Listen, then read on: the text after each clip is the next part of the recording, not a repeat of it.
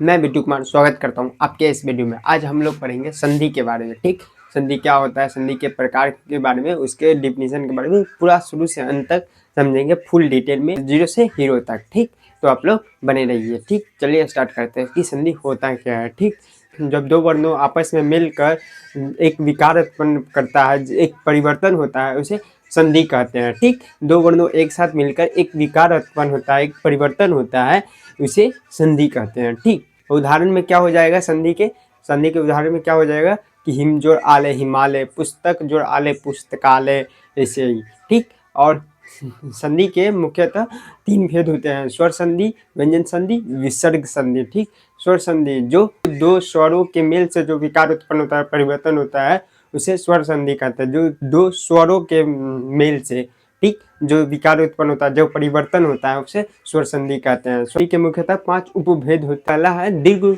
स्वर संधि, जिसमें दीर्घ स्वर संधि क्या होता है, जिसमें दो वर्ण स्वर, दो एक ही समान के स्वर संधि होते हैं, हस्त या दीर्घ, वो मिलकर एक दीर्घ बनता है, वो बड़े संधि मिलता है, उसे दीर्घ स्वर संधि कहते हैं। आ जोड़कर दोनों जो और आ है जो स्वर संधि है, तो वो स्वर मिलके दो स्वर एक ही समान के स्वर मिलके वो स्वर संधि में, जैसे हिम जोड़ आले, हिम जो ही मो ओ आता है, उसके बाद आले में आ आता है, तो और आ को जोड़ के हिम आले बनता है। ठीक, ठीक उसी प्रकार चलिए हम लोग देखते हैं।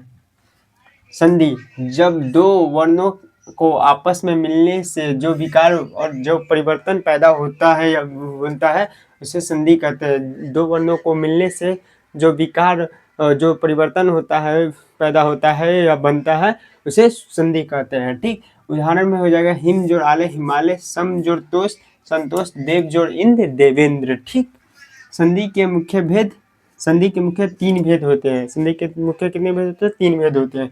कौन कौन? स्वर संधि, व्यंजन संधि, विसर्ग संधि। स्वर संधि, व्यंजन संधि, विसर्ग संधि। पहला है स्वर संधि। ठीक, पहला स्वर संधि, दो स्वरों के मेल से होने वाले विकार या परिवर्तन को स्वर संधि कहते हैं। दो स्वरों के मेल से, याद रखिए, दो स्वरों के मेल से जो विकार परिवर्तन होता है, उसे स्वर संधि कहते हैं। इसके 5 उपभेद होते हैं। पहला दीर्घ संधि। ठीक, पहला दीर्घ संधि, जब दो समान स्वर हस्त और दीर्घ आपस में मिलते हैं तो मिलकर दीर्घ बन जाते हैं। ठीक, क्या होता है दीर्घ स्वर संधि में? दो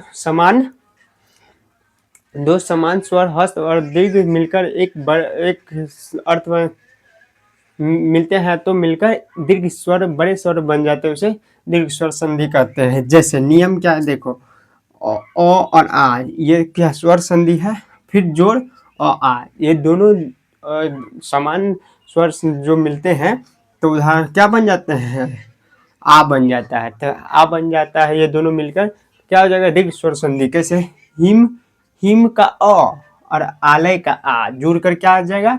हिमालय बन जाएगा, आ बन जाएगा। ठीक, जैसे पुस्तक का क का पुस्तक क जब से ही पढ़ते अ आ रहा है ना, अ आ रहा है, क उसका अ, और इसके बाद अर्थी, अर्थी का आ ना, पुस्तक अ आ रहा है, तो ये कैसे बन जाएगा? पुस्तकार्थी बन जाएगा। ठीक, फिर क्या है? ई, छोटी बड़ी और छोटी बड़ी को जोड़कर, ये दोनों को जोड़कर ई, बड़ी ई बनता है, ई बनता है। उसका कभी कवि है, ये हर्षिकार है, इसमें भी छोटी ई है, तो ये दोनों मिलकर क्या बनेगा?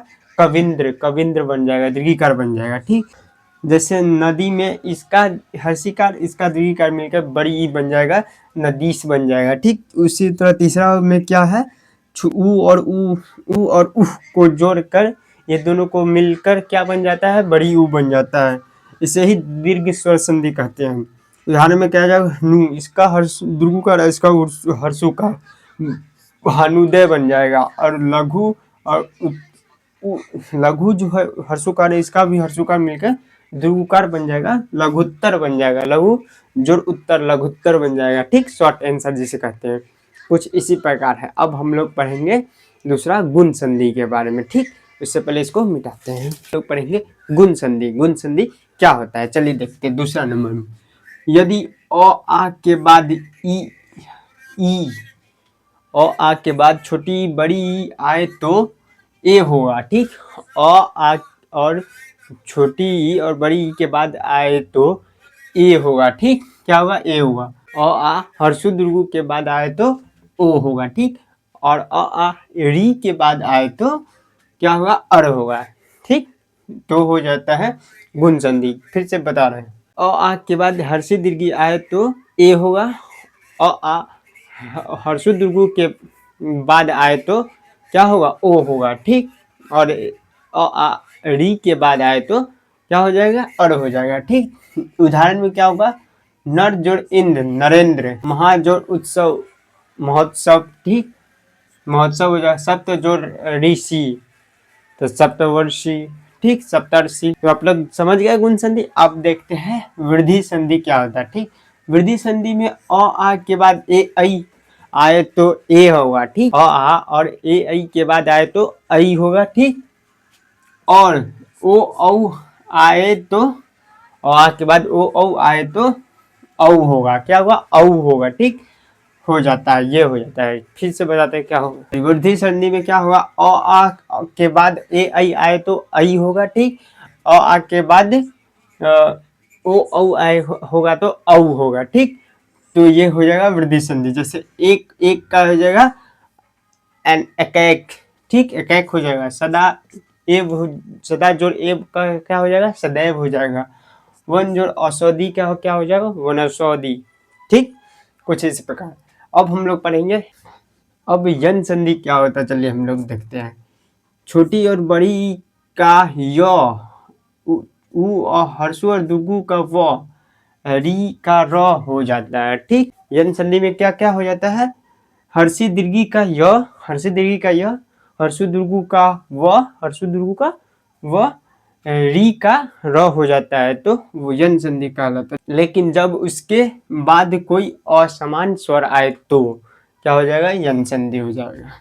जैसे उदाहरण में इति जो आदि, इति जो छोटी ई है इसका क्या हो जाएगा? य आ जाएगा, ठीक।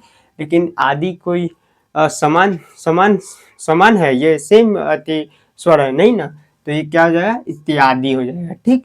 इति जोड़ आदि इत्यादि हो जाएगा। सु जोड़ आगत स्वागत हो जाएगा, ठीक। आप लोग समझ गए। चलिए आगे बढ़ते हैं। पांचवा है आदि संधि। ए और ऐ ओ औ के बाद कोई अन्य स्वर आए तो क्रमशः अय आय अब आव में बदल जाता है। क्या है? ए ऐ ओ औ के बाद कोई अन्य शब्द आए तो अय आव अब आव जुड़ जाता है। जैसे में ने जोड़ अन नयन हो जाएगा। प जोड़ आक पावक हो जाएगा। अब हम लोग समझेंगे, ये हो गया पांचों संधि, स्वर संधि के पांचों भेद उपभेद का पूरा डिफिनेशन हो गया। अब हम लोग व्यंजन संधि। व्यंजन संधि क्या होता है? व्यंजन संधि क्या होता है? व्यंजन के साथ व्यंजन और स्वर के मेल से जो परिवर्तन होता है उसे व्यंजन संधि कहते हैं। व्यंजन संधि का नियम क्या हो जाएगा? यदि त के बाद ल आ जाता है तो वो त जो है ल बन जाता है, ठीक। और इसका उदाहरण क्या? जगत जोड़ इस जगदीश, उत जोड़ लाश उल्लास, ठीक। चलिए देखते हैं व्यंजन संधि। व्यंजन संधि के साथ स्वर या व्यंजन के मेल से जो परिवर्तन होता है उसे व्यंजन संधि कहते हैं। व्यंजन संधि के जो